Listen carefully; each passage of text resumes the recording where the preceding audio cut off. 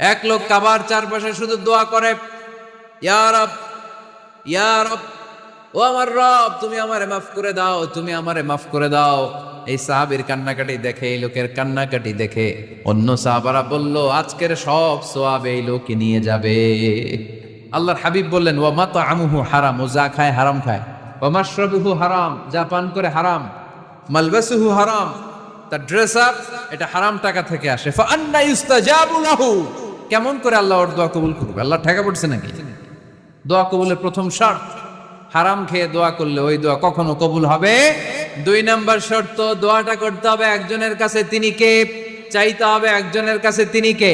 মসজিদে যে আল্লাহর কাছে চাইলেন, দরবারে যে বাবার কাছে চাইলেন, দোয়া কবুল চাইতে হবে একজনের কাছে, তিনি কে?